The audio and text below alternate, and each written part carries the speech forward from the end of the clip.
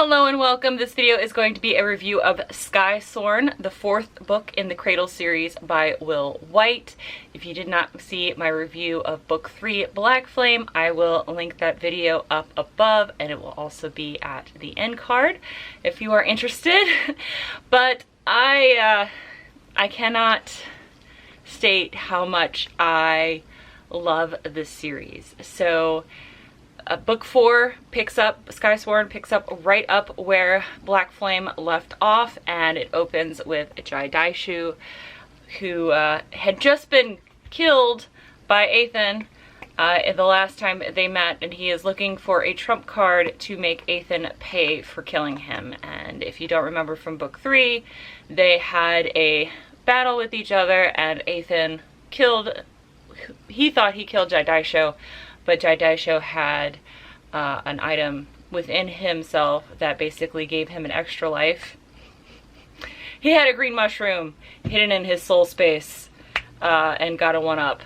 But he's currently looking for a trump card to, next time when he meets Ethan Aurelius, to hopefully give him the edge to avenge his own death. Non-death, whatever you want to say.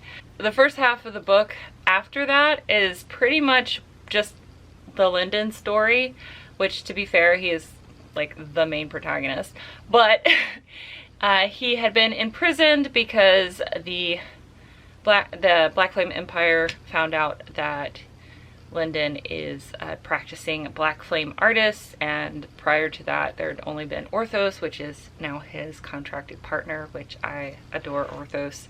And the reason why Black Flame, or practicing the path of Black Flame, is taboo is because 1, it's super destructive, and 2, it has a tendency to make their users become violently destructive, which you can see when Lyndon originally met Orthos, because he had been using Black Flame for like hundreds of years and had finally damaged him enough to the point where he was not really coherent. But because he's of his contract with Lyndon and also with Little Blue's help, he is now more coherent, still having issues, but it's really cool.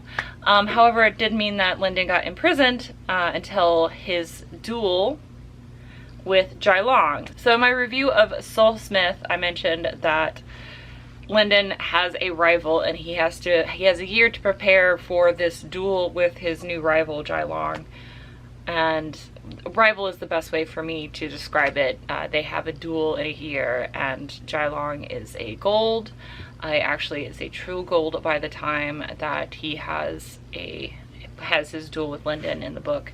And Lyndon is only able to raise himself to low gold, which is still impressive considering he started at iron. So still from pretty fast track upgrades there. And the reason why he was able to become a low gold is because of the fact that Ethan and Yaren have been consistently, and Orthos have been consistently being sneaking into Lyndon's jail cell. So they keep moving Lyndon to more and more secure public places, and Ethan and Yaren and Orthos just end up being there, and it's frustrating to the Skysworn, which, hey, this book is called Skysworn.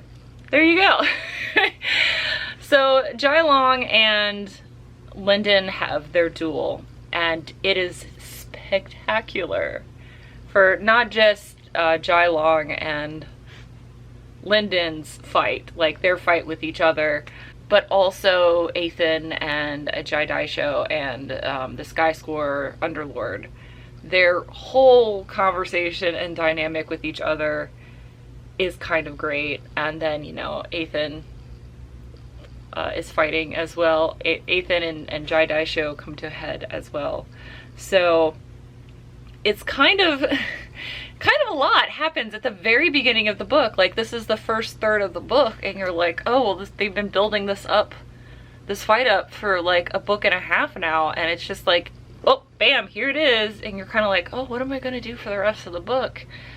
And the rest of the book is basically having to deal with Jai Daisho. Remember at the beginning of the book, he's trying to find a trump card to beat Ethan.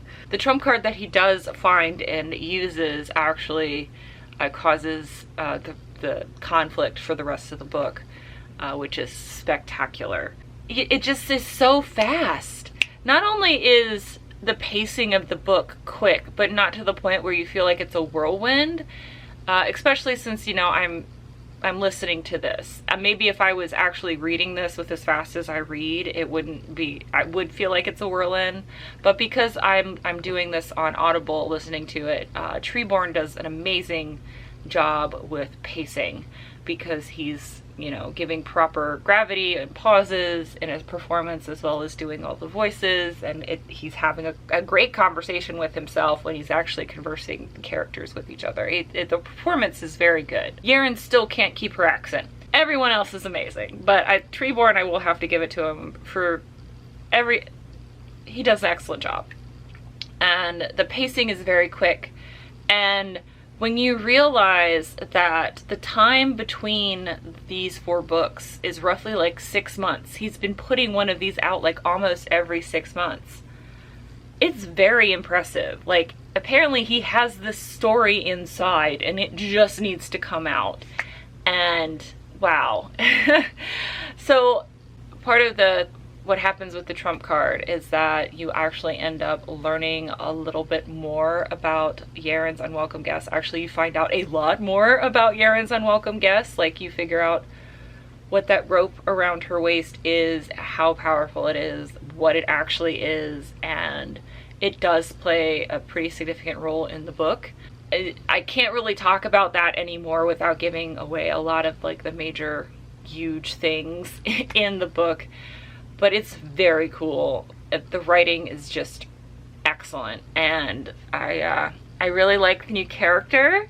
So we have Akora Mercy, and Akora Mercy is introduced by the Skysworn. So she's actually training to become a Skysworn, and you find out Akora Mercy is the daughter of Krewella, who is the monarch, and Lyndon gets to see the power of a monarch. Seeing the true power of a monarch, or at least some of the power of a monarch, is very significant, because now Lyndon sees like how much he has to work and how far of a gap it is, even as a gold, how much further he has to climb in order to come close to having the power to save Sacred Valley. And it's pretty cool fight when he sees a Krewella for the first time. It's really neat.